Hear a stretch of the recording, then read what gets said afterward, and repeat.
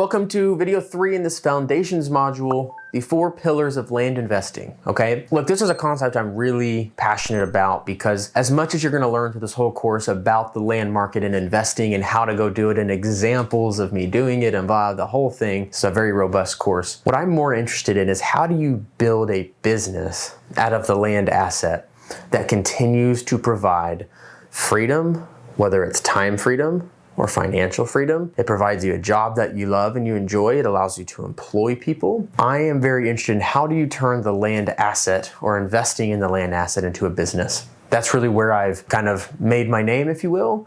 Why a lot of people follow me is because this is really what I do well. You can go out and you can find on YouTube or on the internet, I hate to tell you, 97% of the things in this course, probably you could find a version of somewhere, okay?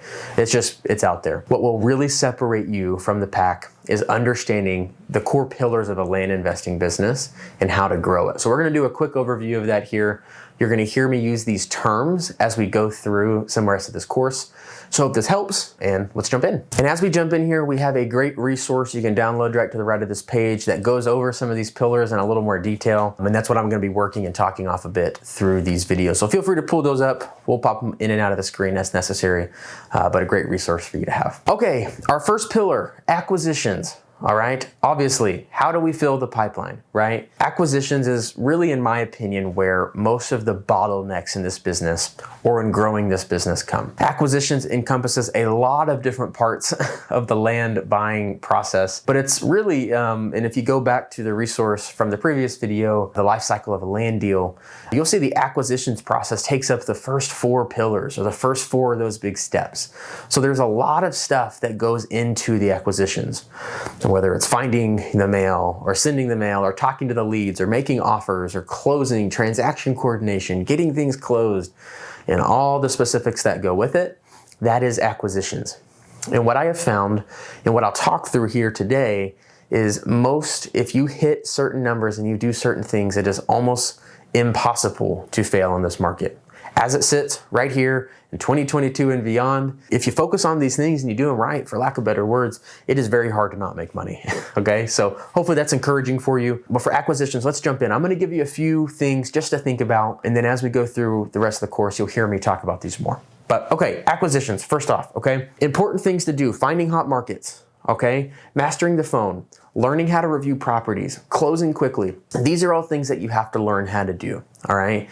This is not a one video kind of presentation, but really mastering your acquisitions is where you're gonna find a lot of value in your business, okay? In one of our next modules, I actually have a full workflow for you. That's step by step, what do we do, how do we do it? And I go through all of them in depth, so I'm not gonna do that here. But really mastering your acquisitions is what's gonna help you propel your business, your land business to the next level. And really where most of the problems come in with acquisitions is just the bottleneck of getting through leads, okay? So we're gonna talk about that in a future video in this course, but acquisitions, one of the main pillars, okay? You have to have clear KPIs. You have to understand what it's gonna take in terms of time and effort to get a deal, all right? And I'm gonna talk about that again in the acquisitions module, but if you don't master and you don't solely focus on acquisitions, your business won't ever get off the ground. You'll never have land to buy and sell. Okay, a couple parting thoughts on acquisitions. Again, we're talking about all of these pillars we're talking about. There's a module for each one of them. Okay, so we're gonna go way in depth, but I just wanna get you familiar as we jump in, okay? Some parting thoughts on acquisitions, all right? I hear this a lot, especially from beginners. That market's too saturated, okay? I want you to right now, change your mindset on that. In the land world, competition equals opportunity, okay? This is very true in the housing market and in the real, like apartments and storage units. The more competition, the hotter the market, the bigger the players, the harder it is, okay? It's opposite in land. There's so much opportunity, so much available deals out there just because of the general oversupply of land. I mean, there are over, I think it's 100 million parcels of land in the US that are vacant and unused that you could target. The general oversupply means that in any market, relatively, there is no such thing as oversupply or saturation. In fact, we do work in a pretty speculative market. Land is a speculative investment. That's just generally what it's classified as. So when there's more people in a market selling land at consistent price points, it creates more confidence in the consumer, the person buying it. right?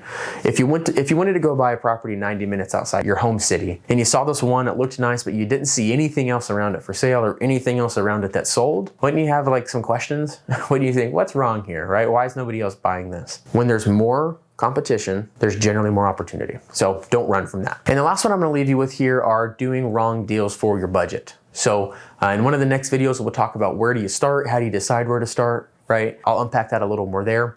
But pretty much don't get into over your head. Don't make promises you can't keep. We'll talk about that more in the next one. Okay, second pillar is marketing and sales, all right? Other word for it is dispositions. How do you bring your properties in and how do you sell them? There's a couple schools of thought here, doing it internally or doing it with realtors. We'll cover that in the dispositions module. But really, again, if you can set clear to-dos and clear KPIs around how to sell your land, I tell you, to date, I have done over 560 land deals. As I sit here, I just looked a minute ago. Every single one of them has sold. Some took longer than I wanted.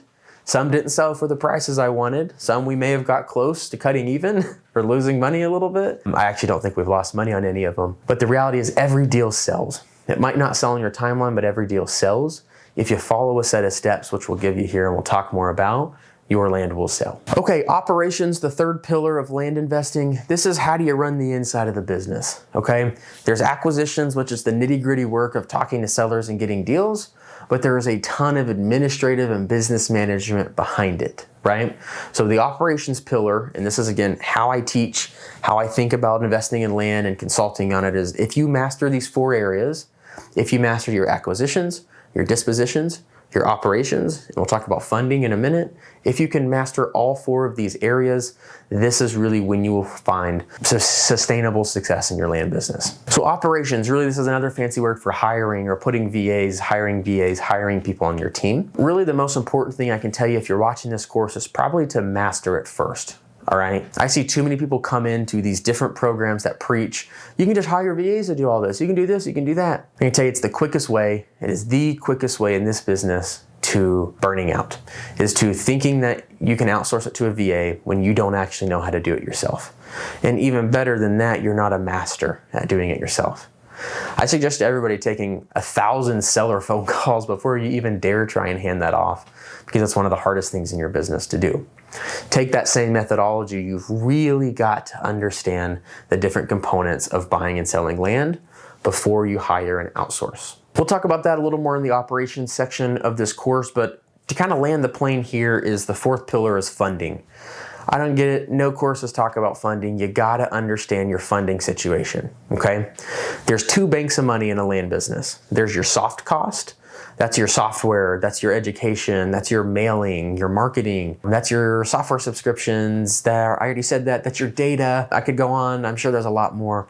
That's the stuff that doesn't necessarily provide a return, okay? And then there's your hard cost or your asset cost.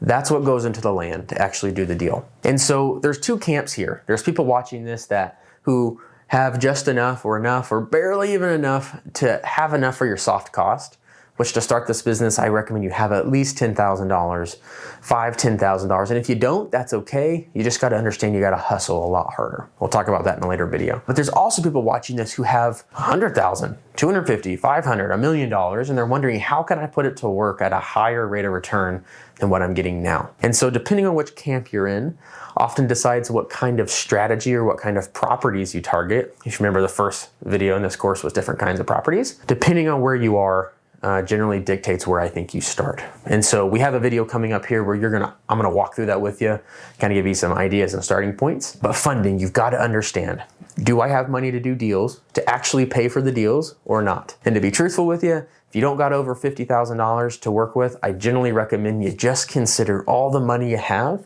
as marketing, as soft cost.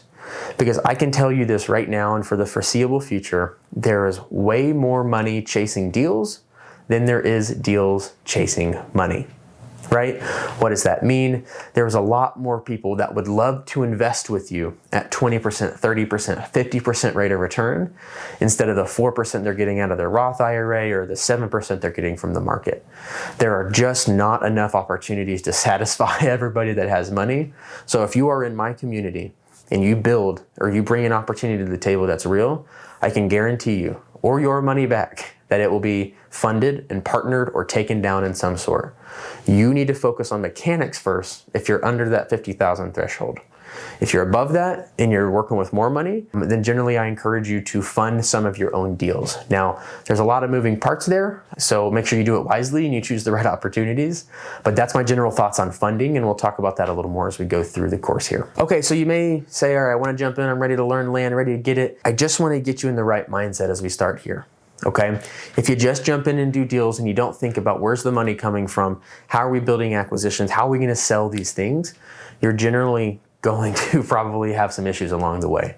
So I want to get your mind in the right spot so you know what I'm talking about, and as we go through the course, it makes sense. So I hope this video is helpful to kind of get your mind wrapped around what are the core components of a land investing business: acquisitions, dispositions, operations, and funding the money. Okay, so hopefully this helps, and we will see you in the next video.